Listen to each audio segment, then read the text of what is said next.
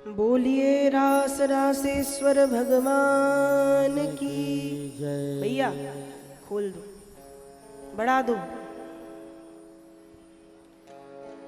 राधा कृष्ण भगवान की जय।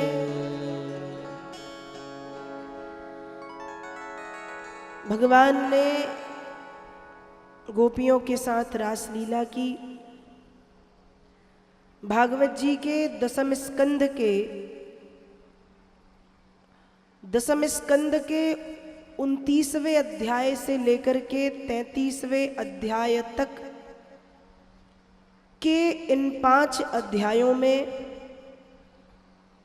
रासलीला का वर्णन श्री व्यास जी महाराज ने किया है, जिसे रास पंचाध्यायी कहते हैं।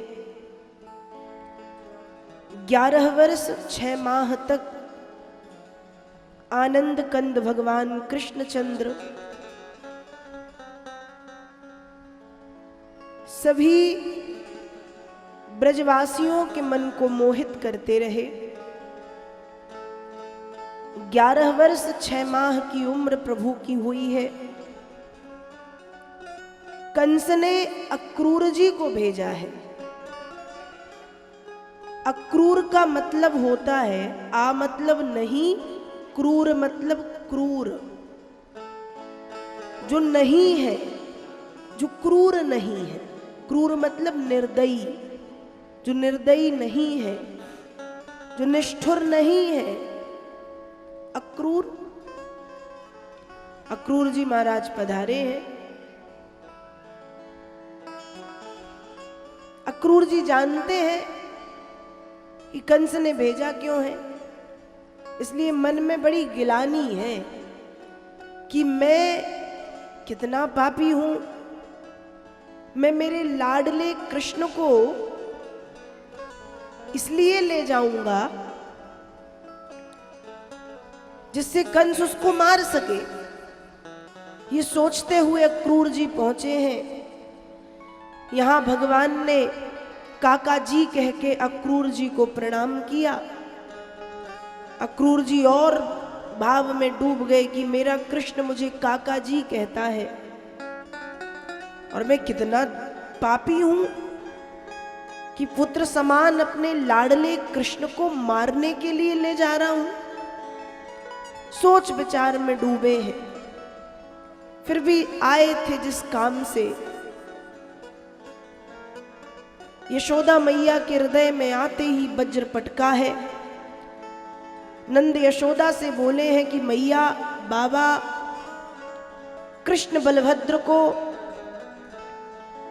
कृष्ण बलराम को कंस ने अपनी रंगशाला देखने के लिए बुलाया है। भगवान ने कहा अच्छा ठीक है।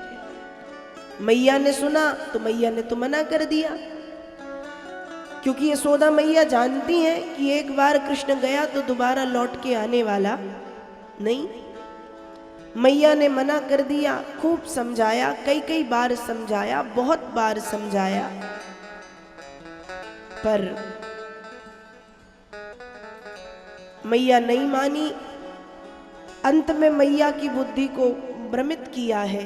मैया सोच विचार में पड़ गई हैं कि मैं कृष्ण को जाने दूं ना जाने दूं, भेजूं ना भेजूं, क्या करूं क्या ना करूं।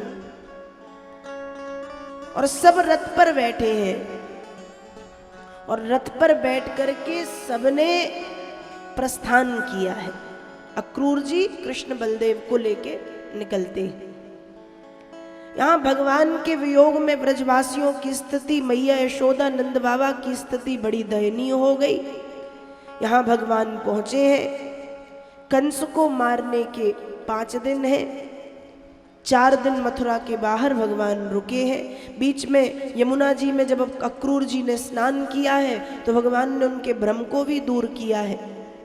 कंस को मारने के 5 दिन, 4 दिन मथुरा के बाहर रुके, 5वें दिन वहाँ से आगे बढ़े। बहुत से लोग मिले हैं। कंस के राज्य का माली मिला है, दर्जी मिला है, माली का, दर्जी का, सभी का उद्धार किया। धोबी मिला, उसे दंड दिया, क्योंकि भगवान जानते हैं ये वही है जिसने त्रेता में सीता के पातिव्रत धर्म पर उंगली उठाई थी, इसलिए उसको दंडित किया है। अब आगे बढ़े तो कुब्जा नाम की दासी जो कंस को अंगराग का लेपन करती थी, सामने से आ रही थी। अब कुब्जा कुरूप थी, कुबड़ निकला हुआ था, उस तरफ से कुब्जा आ रही थी, इस तरफ से भगवान आ रहे थे। तो भगवान ने देखते ही कह दिया, अरे सुंदरी कहाँ जा रही हो?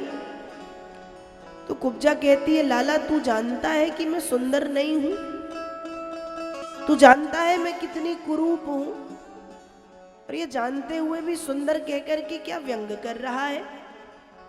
भगवान कुब्जा के बिल्कुल पास में गए, उसके दाहिने पैर के अंगूठे पर अपना पैर रखा, उसकी दाढ़ी में इधर थोड़ी में धीरे से झटका लगाया और कहा कि अरे मैया तू तो बड़ी ही सुंदर है। जैसे ही कहा कि अरे मैया तू तो बड़ी ही सुंदर है, कुब्जा की कुरूपता समाप्त हुई और कुब्जा को भगवान ने परम सुंदरता प्रदान की है। तो माली का उद्धार किया, दर्जी का उद्धार किया, धोबी को दंड दिया, कुब्जा का उद्धार किया। अब आगे बढ़े तो पूरे मथुरा वासियों को दर्शन देते हुए भगवान आगे बढ़ रहे हैं। रंगशाला के बाहर पहुंचे तो कंस की रंगशाला के बाहर चाणूर और मुष्टिक नाम के दो मल्ल योद्धाओं ने भगवान का रास्ता रोक लिया और कहते हैं युद्ध करना पड़ेगा। भगवान ने कहा बिल्कुल नहीं करेंगे, ये युद्ध अधर्म का है। क्यों? युद्ध का नियम है, युद्ध हमेशा दो बराबरी के लोगों में होता है, जो बल में भी समान हो और उम्र में भी। तो बल में तो तुम वैसे ही हमसे अधिक हो और उम्र में भी बड़े, हम युद्ध नहीं करेंगे। पर चाणूर ने भगवान को, बलभद्र जी महाराज ने मुष्टिक को, या मुष्टिक ने बलभद्र जी को खींच लिया। अब दोनों के बीच युद्ध प्रारंभ हुआ। परिणाम ये निकला, भगवान ने चाणूर का, बलभद्र जी महाराज ने मुष्टिक का वध किया। कंस की रंगशाला के भीतर जब प्रवेश करते हैं तो व्यास जी महाराज ने लिखा कि जो लोग भगवान को जिस रूप में देखना चाह रहे थे उस रूप में देख रहे हैं। गोस्वामी जी ने मानस में भी लिखा है, जिनकी रही भावना जैसी प्रभु मूर्ति देखी तिन्ह तैसी। जो लोग जिस रूप में देखना चाह रहे थे उस रूप में भगवान का दर्शन कर रहे हैं। मल्लानाम असनिर्नृणाम नरवरहा स्त्रीणाम स्मरो मूर्तिमान गोपानां स्वजनो असतां क्षितिभुजां शास्त्रा स्वपित्रो शिशु मृत्युर्भोजपते विराड विदुषां तत्त्वं परम योगिनां ब्रह्मणीनां परदेवतेति विदितो रंगम गतः साग्रजा।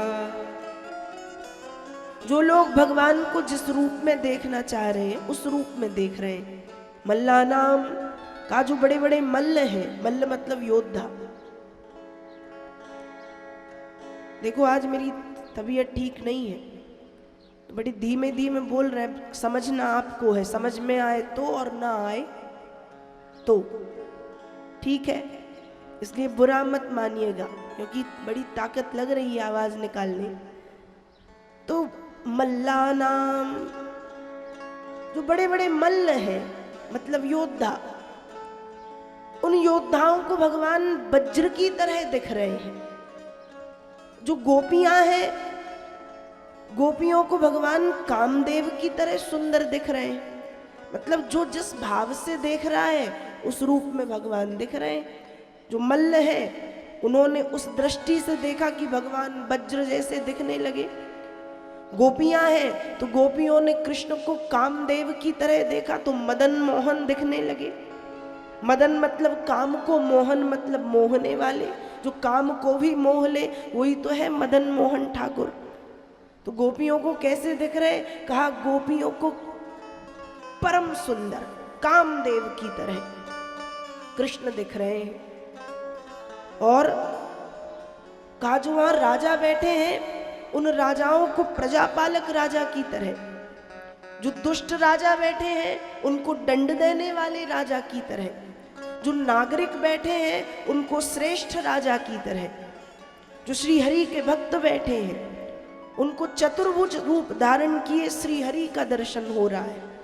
जो योगी बैठे हैं योगियों ने महायोगी कृष्ण को देखा, और जो महायोगी हैं उन्होंने योगेश्वर कृष्ण को देखा।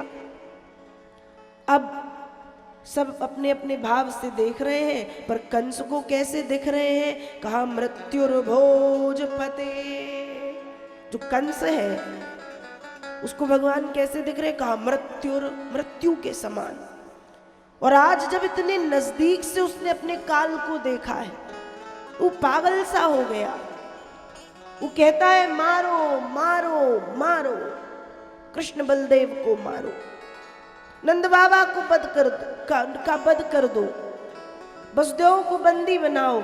वसुदेव पहले से बंदी है, फिर भी जब काल का भय सताया तो अनर्गल बातें करने लगा। कृष्ण बलदेव को मारो, नंद का वध कर दो, वसुदेव को बंदी बनाओ। मन में भगवान सोच रहे हैं अरे मामा चिंता क्यों कर रहे हो, वध तो तेरा होना है। और फिर भगवान पास में गए, एक उच्च सिंहासन पर एक लगभग 21 फुट ऊंचा आसन था, कंस विराजमान था। भगवान ने छलांग लगाई कंस की दाहिनी ओर, बलराम जी ने छलांग मारी कंस की बाईं ओर, और फिर कंस के बालों को झंझोड़ के वहीं उसको खूब पीटा। और पीटने के बाद जब धक्का दिया और 21 फुट ऊंचे आसन से जब कंस नीचे पृथ्वी पर गिरा तो कंस मारा गया। और कंस को मार के अंत में भगवान कहते हैं बताओ 11 वर्ष 6 माह के बाद मामा से मिलने आया था, पर मामा तो मर गए। कंस को मार के उस वाक्य का उद्घोष भगवान करते हैं कि जब जब इस पृथ्वी पर धर्म की हानि और अधर्म की वृद्धि होती है तब तब मैं आ जाता हूं। जब जब अनाचार, अत्याचार, पापाचार बढ़ने लगता है तब तब मैं इस पृथ्वी पर अवतार लेता हूं और दुष्टों का विनाश करता हूं। और भगवान ने कंस का वध किया है, कंस मारा गया। कंस की मृत्यु के बाद सबसे पहले भगवान ने, कंस ने अपने स्वयं के पिता उग्रसेन जी को बंदी बना के रखा था, भगवान ने उनकी मुक्ति कराई। फिर अपने माता पिता देवकी वसुदेव जी की मुक्ति कराई। न जाने कितने ब्राह्मण, न जाने कितने साधु और न जाने कितने छोटे छोटे से राजाओं को कंस ने बंदी बना के रखा था, भगवान ने सभी की मुक्ति करा दी है। तारणहार कह कह के सभी ने भगवान की वंदना की।